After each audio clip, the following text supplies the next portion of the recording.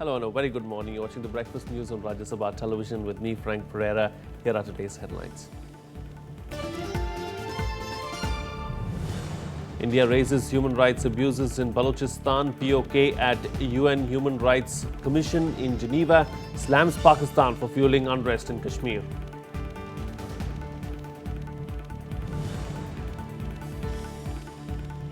India and Afghanistan's stern message to Pakistan. Both countries call for an end to state-sponsored terrorism.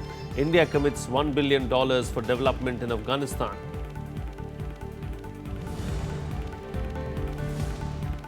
SP's internal feud shows no signs of ending. Chief Minister Akhilesh Yadav calls it a fight for government. Shivpal Yadav meets Mulayam Singh in Delhi, says he is happy with new responsibility.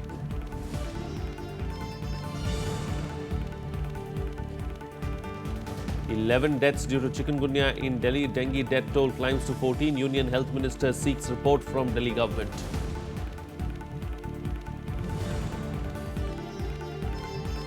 And Syria ceasefire extended for another 48 hours after it appears to be holding for the last 2 days. No deaths in area covered by peace agreement. Well, India has strongly raised the issue of Balochistan for the first time before the 33rd session of the UN Human Rights Council in Geneva on Wednesday. Raising the issue of Balochistan, India accused Pakistan of widespread human rights violations as well as in Pakistan-occupied Kashmir. Now, in a scathing attack on Pakistan, India's ambassador to the UN, Ajit Kumar, also called Pakistan a hub for the global export of terror, saying it continues to be in illegal occupation of a large part of territory in Jammu and Kashmir. India said that the main reason for disturbances in Kashmir is cross-border terrorism sponsored by Pakistan. He also added Pakistan is characterized by authoritarianism, absence of democratic norms and widespread human rights violations across the country, including Balochistan. Earlier on Tuesday, Indian Foreign Ministry rejected a plea by the UN High Commissioner for Human Rights to allow a team of UN officials to visit Kashmir and take stock of the ground situation. The entire Jammu and Kashmir is an integral part of India, and what remains actually is the vacation of that illegal territory occupied by Pakistan. Also, the use of phrase Indian administered Kashmir is artificial one. Meanwhile, the Supreme Court on Wednesday dismissed a PIL against government funding to separatists in Jammu and Kashmir. In the plea, the petitioner had sought to stop central funds and security being given to separatists in Kashmir. The apex court also slammed the petitioner for calling Hurriyat leaders as separatists and refused to use that term in its order. The PIL filed on September 8th had alleged that the separatists are misusing the money given to them to finance anti-India activities. Meanwhile, curfew was imposed in Rajouri town of Jammu and Kashmir after tension prevailed between the members of the two communities following stone pelting incidents. The army was also called in for a flag march but has been put on standby. Meanwhile, an investigation has been initiated by the police into the alleged instigation of mobs which led to damage to property, and a case has been registered in the matter. Meanwhile, helicopters, drones and UAVs continue to hover over the valley's skyline to maintain vigil. Security forces on Wednesday recovered arms and ammunition from a mini secretariat building which was occupied by terrorists in Jammu and Kashmir's Poonch district. The three-day encounter that started on Saturday morning came to an end with the killing of 4 militants. Poonch Senior Superintendent of Police J.S. Johar said that the recovered arms included AK rifles with their magazines, of which around 16 were damaged, and also recovered food items. Security officials cordoned off the area for a security check before they allowed civilians around the mini secretariat.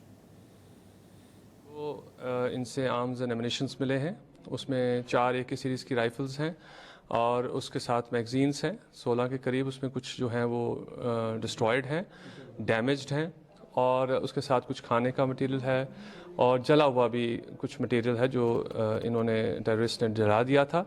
हमने operation close करने के बाद safeguard कर दिया था दोनों locations को। उनमें क्योंकि सैनिटाइजेशन होना था, वो अभी जो है सैनिटाइजेशन जो है हम कर रहे हैं, और जैसे ही सैनिटाइजेशन कंप्लीट हो जाएगा तो हम फिर बिल्डिंग को सेफ डिक्लेयर करेंगे। Moving on, now India has offered a grant of $1 billion to Afghanistan on Wednesday towards the development of the war-torn country. In a bilateral meeting between Prime Minister Narendra Modi and Afghan President Ashraf Ghani at Hyderabad House in New Delhi, both countries also agreed for greater cooperation in defence and trade. In a stern message to Pakistan, India and Afghanistan called for an end to all support, sponsorship and safe havens to terrorists.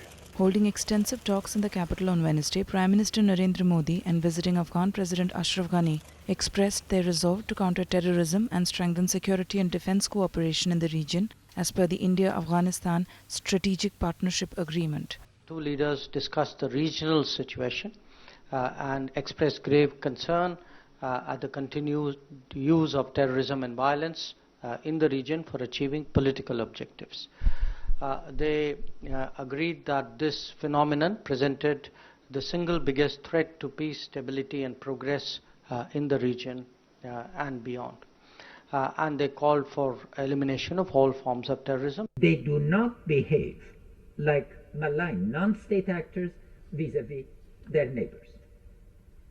They see a collective security to be the objective, and that's what brings stability.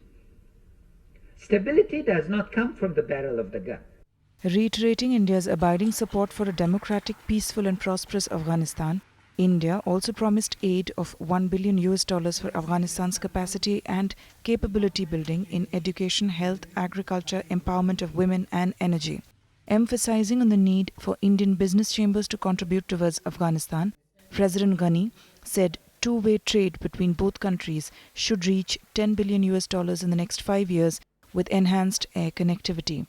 Let's start with a target of 10 billions in trade and investment.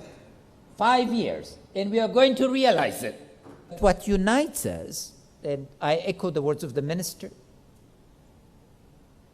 is our democratic values, our commitment to peace, our commitment to a world secure for children, secure for women, a world where opportunities can be created for the poor. Ghani arrived on Wednesday on his second visit to India in less than 2 years. Both sides also signed 3 agreements including the extradition treaty, cooperation in civil and commercial matters, and the Memorandum of Understanding on Cooperation in Peaceful Uses of Outer Space. Akhilesh Suman's report for Rajya Sabha TV. Well, Vice President Mohammad Hamid Ansari will embark on a visit to Venezuela today to attend the 17th NAM summit. With Prime Minister Narendra Modi giving the summit a miss, he will represent the nation. The summit, which started on September 13th and which will end on September 18th, is taking place in Venezuela's Margarita Island and has meetings scheduled in 3 consecutive segments: meeting of senior officials, foreign ministers meeting and a conference of heads of state and government. The Non-Aligned Movement Summit is expected to bring together leaders from the 120 developing countries that are its members. International delegations on Wednesday arrived for the summit. India's Minister of State for External Affairs Mubashir Javed Akbar and Serbia's Prime Minister Alexander Vučić were amongst the first to arrive. The last NAM summit was hosted by Iran in 2012. Well, Nepal's new Prime Minister Pushpa Kamal Dahal, or Prachanda as he is known, will arrive in India on a 4-day state visit. This will be his first bilateral visit abroad after resuming office. He will meet President Pranab Mukherjee, Prime Minister Narendra Modi and other ministers on Friday. He will be accompanied by a high-level delegation. The visit will provide an opportunity for both sides to discuss issues of mutual interest and concern, as well as seek ways to strengthen the age-old close and friendly ties between the two countries in diverse sectors. But he is not likely to sign any deals after bilateral ties went through some bitter experience over Madheshi stir during his predecessor's tenure. Prachanda has also briefed the Nepal Parliament on Tuesday about his upcoming visit to India and expressed his government's commitment on amending the new constitution and said that his trip to New Delhi was not linked to it. Earlier, Nepal Foreign Minister Prakash Sharan Mehet visited India and met his Indian counterpart Sushma Swaraj to prepare the ground for meeting between Prachanda and Prime Minister Narendra Modi. Well, some national news now. The Samajwadi Party is battling an internal feud with Akhilesh Yadav and his uncle at loggerheads. While the two leaders have tried to play down the rift, it is not a good signal for the ruling party in Uttar Pradesh that is staring at assembly elections early next year. कहीं कोई नाराजगी थी ही नहीं और जो जिम्मेदारी देंगे मुख्यमंत्री जो जिम्मेदारी देंगे नेताजी जो जिम्मेदारी देंगे तो उनका अधिकार है तो उसका पालन हम लोगों को करना है. Shivpal Yadav after meeting Samajwadi Party chief and his elder brother Mulayam Singh Yadav in Delhi. The meeting lasted over 4 hours and is believed to have told Mulayam Singh that he has followed the party supremo's directions despite having differences of opinion on certain issues. This marathon meeting coming after a bitter showdown between Shivpal Yadav and Akhilesh Yadav, though the latter also tried to play down the feud. मैं समझता हूँ परिवार की बात है. परिवार में नेताजी का सब कहना माने और सब कहना माने और मैंने भी कहना ही माना. अगर कोई मैंने निर्णय लिया है तो मैंने नेताजी के कहने से ही और नेताजी का मानना भी काम किया. कभी-कभी कुछ निर्णय अपने आप ले लिए जाते हैं तो नेताजी के कहने से भी निर्णय लिए और कुछ मैंने अपने आप लिए. The rift surfaced as Shivpal Yadav was made state unit chief by Mulayam Singh, but was divested of important portfolios by Chief Minister Akhilesh Yadav. Mulayam is likely to reach Lucknow on Friday morning amid indications that he may have a one-on-one meeting with Akhilesh. Shivpal Yadav has however said he is happy with his new responsibility. वो हमें निर्देश दिए हैं party का संगठन के बारे में सब लोगों को लेकर के चलना है और 2017 में फिर से समाजवादी पार्टी की प्रचंड बहुमत की सरकार बनाने है. However, contrary to assurances from both sides, the internal differences in the ruling Yadav clan is far from over. The present crisis comes just a few months ahead of the assembly polls which are scheduled to be held in early 2017. Vishal Dahiya's report for Rajya Sabha TV. Meanwhile, opposition parties hit out at the Yadav family and Samajwadi Party over the ongoing family rift. The parties are calling it a scripted drama to divert the attention from the inefficient UP state government. 4.5 साल हो गए. अगर आपने cycle ठीक करनी थी तो उसको 4.5 साल पहले ठीक करनी थी. चुनाव से 4-5-6 महीने पहले आप कहो कि भैया मेरी साइकिल टूटी हुई है, अब इसको मैं ठीक करूंगा, तो उसका क्या मतलब? अखिलेश यादव जी श्री मुलायम सिंह जी से और श्री शिवपाल यादव जी से नाराज हैं, तो उनकी बात नहीं सुनी जा रही है, तो उन्हें अपने पद से इस्तीफा दे देना चाहिए.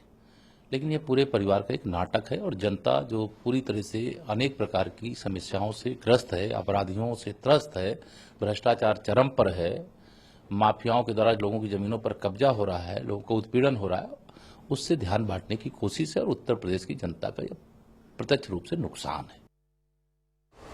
अगर किसी राजनीतिक व्यक्तिगत मुद्दों पर बोलने का और कुछ करने का अधिकार है तो मात्र एक व्यक्ति को है.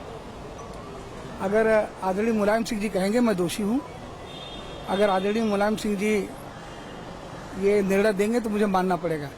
देखिए, मुलायम सिंह के लिए और समाजवादी पार्टी के लिए एक बहुत बड़ी चुनौती अभी कुछ ही महीनों में चुनाव के रूप में सामने आ रही है और ऐसी परिस्थिति में अगर वो पार्टी को नहीं संभाल पाए और पार्टी बिखर गई या आपस में कोई झगड़ा या डिफरेंसेस हो गए तो उस सूरत में बड़ी भारी कीमत अदा करनी पड़ेगी उनको. अब उन्हें अपना घर ठीक कर लेना चाहिए. Well, it's time for a short break now, but news and updates will continue on the other side. Stay tuned. We'll be right back.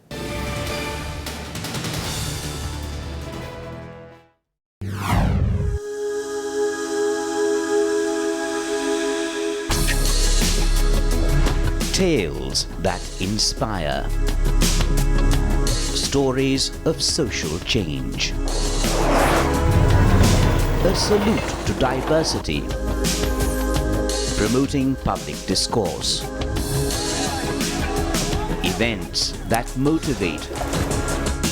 Inspiring the innovative spirit. Watch Rajya Sabha television documentaries.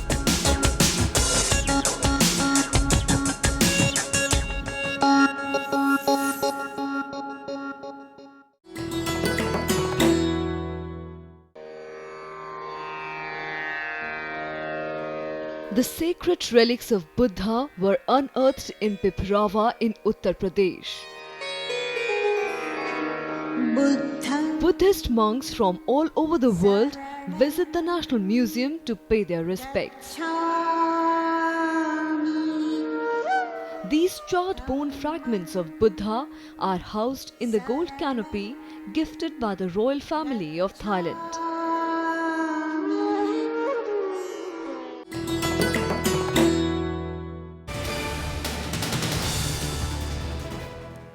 Welcome back. You're watching Rajya Sabha Television. Well, with the Delhi NCR reporting at least 11 chikungunya deaths and 14 deaths due to dengue this season, Health Minister JP Nadda held a meeting with officials and simultaneously sought a report on the deaths from the Delhi government. Delhi Health Minister Satyendra Jain has announced a probe into the deaths at the Apollo Hospital yesterday, where 5 patients died, pointing out that no deaths have taken place at hospitals under the Delhi government. एक बात जरूर कहूंगा कि panic करने की जरूरत नहीं है. There is no need to get panic. Delhi की जनता भी आगे आए, अपने आसपास और घरों में भी जो ब्रीडिंग हो रही है मॉस्किटोज की, उसकी रोकथाम करने में हमारा सहयोग करें. Union Health Minister JP Nadda again appealed to the public of Delhi NCR to not create panic and has also pressed upon the need to maintain regular hygiene. In a review meet held with concerned officials, Health Minister sought a detailed report from the Delhi government after sudden outbreak of chikungunya and other viral diseases. He has also assured of complete support from the centre. मैंने आज दिल्ली के स्वास्थ्य मंत्री सत्येंद्र जैन जी से भी बैठक के पहले बातचीत की और मैंने उनसे पूछा कि आपको कोई व्यवस्था की दृष्टि से किसी चीज़ की आवश्यकता है. उन्होंने हमें ये जवाब दिया कि हमारे पास सारी व्यवस्थाएं हैं. We are working according to the protocols given by the central government and all support is there. हमने फिर भी उनसे कहा है कि कोई भी आवश्यकता हो तो आप हमें बताएं. हमने कहा है कि whatever facilities you need from our side, we are ready to give and we will be working together. Panic करने की बिल्कुल आवश्यकता नहीं है. चिकनगुनिया और डेंगू का इलाज, डेंगू के अंदर 95% लोग अगर डेंगू है भी तो घर पे इलाज हो सकता है. हेल्थ डिपार्टमेंट पता करेगा ना कि किस वजह से हुई, क्या हुआ, भाई क्यों ऐसा क्या हुआ कि भाई एक ही अस्पताल में जाने के बाद एकदम से इतनी सारी डेथ्स हो रही हैं. With few more deaths reported due to vector-borne disease in the last 2 days, the number of cases have crossed over 1,000. This upsurge of chikungunya and dengue cases in Delhi NCR has created a panic among the residents. However, doctors say the chikungunya is not life-threatening disease in general, but in rare cases leads to complications that prove fatal. मच्छर वगैरह रोकने थे इनको, तो ये पहले रोकते ना. जब बरसात जैसी बंद हुई, इन्होंने फॉगिंग नहीं कराई, कुछ नहीं कराया इन्होंने. मैं तो ये कहता हूँ, ये तीनों की लड़ाई के अंदर आम आदमी मर रहा है. तो घर घर वहाँ परेशानी यही हाल है. कोई एमसीडी वाला झांकने नहीं आते, कोई चेक इन नहीं आते, पानी फूल भरा पड़ा है, कोई देखने वाला नहीं है, गंदगी फैला पड़ा है. But the political blame game between the centre and Delhi state refuses to settle as Delhiites continue to suffer. 1000 मोहल्ला क्लिनिक बनने की जो बात कही थी, जो वायदा किया था दिल्ली वालों से, अगर 500 भी बनाया होता तो इतने बड़े पैमाने पर लोग बीमार न होते. कोई थोड़ी भी इंसानियत होगी तो उसके आंसू आ जाएंगे कि किस बेबसी का शिकार आज दिल्ली के लोग हैं. वो आम आदमी पार्टी जो लोगों की भलाई का दावे करती हुई सत्ता में आई, आसमान के तारे देने की बात करके आई, अब दिल्ली जब चुनाव जीत लिया है और 67 एमएलए के बाद जो अहंकार बढ़ गया है, यही तरह की पॉलिसी जो है वो पंजाब में अपनाए हुए हैं. जन लोकपाल पे चुनाव लड़ने वाली पार्टी आज जन लोकपाल भूल चुकी है. ये तो बहुत आसान है कि हम एक दूसरे पे उंगली उठाते रहें और हमेशा राजनीति में उठाई भी जाती है, लेकिन मैं आज ये प्रार्थना करने के लिए आया हूँ सभी लोगों से कि आने वाले कुछ दिन एक दिल्ली, वन दिल्ली करके इस शहर में लोगों के लिए निकलते हैं. According to National Vector-Borne Disease Control Program, around 12,255 cases of chikungunya have been reported across the country till August, where Karnataka alone has recorded 8,941, Maharashtra 839 and Andhra Pradesh 492. Bureau Report, Rajya Sabha TV. US Secretary of State John Kerry and Russian Foreign Minister Sergei Lavrov agreed to extend the ceasefire in Syria for another 48 hours. US says that while there have been some violations by both the sides, the ceasefire appears to be holding in the last 2 days, with monitoring groups reporting no deaths in the area covered by the peace agreement. The UK-based Syrian Observatory for Human Rights on Wednesday said that no fatalities have occurred in homes Latakia, Hama, the Damascus suburbs, Idlib and the rest of the Syrian areas included in the deal that began on Monday. However, Syrians' wait for humanitarian relief is not over as yet. 8 convoys are positioned at the border areas poised to enter the country, especially to the worst-hit rebel-controlled city of Aleppo. UN says close to 250,000 people here have been cut off from assistance since early July. But disagreements between warring sides and concerns about safety are delaying emergency deliveries. UN Secretary General Ban Ki-moon has urged Russia and the US to push warring sides to allow safe passage for desperately needed aid. The Secretary did speak with Foreign Minister Lavrov earlier today. And I think there was agreement between the two of them that as a whole, despite sporadic reports of violence, as a whole, the arrangement is holding. And violence is I'd say significantly lower in comparison to previous days and weeks. The United Nations is positioned to utilize this crucial opportunity to immediately deliver vital humanitarian assistance to Aleppo and other besieged and hard-to-reach locations throughout Syria.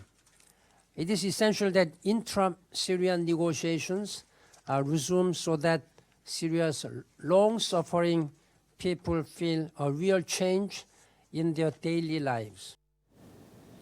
Well, here's a roundup of the other international news in World Wrap.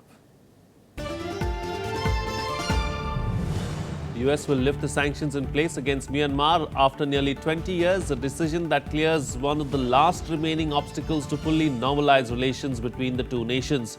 US President Barack Obama made the announcement on Wednesday after meeting in the Oval Office with the country's state councillor Aung San Suu Kyi. The decision by the White House ends nearly 3 decades of strained diplomatic relations with Myanmar.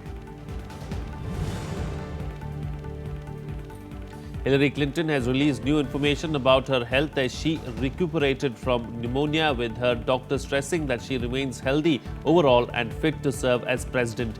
Pressure had mounted for the campaign to release information about the Democratic White House nominee's medical status after she fell ill at a 9/11 memorial event on Sunday, and it was disclosed that she had pneumonia. Former Israeli President Shimon Peres is in serious but stable condition after suffering a major stroke, according to the doctors treating him. Israeli Prime Minister Benjamin Netanyahu visited Peres at the hospital on Wednesday. Peres had a political career spanning nearly 7 decades, serving in a dozen cabinets and twice as a Labour Party Prime Minister. He later served as president from 2007 to 2014 before leaving government. Peres also won the Nobel Peace Prize in 1994.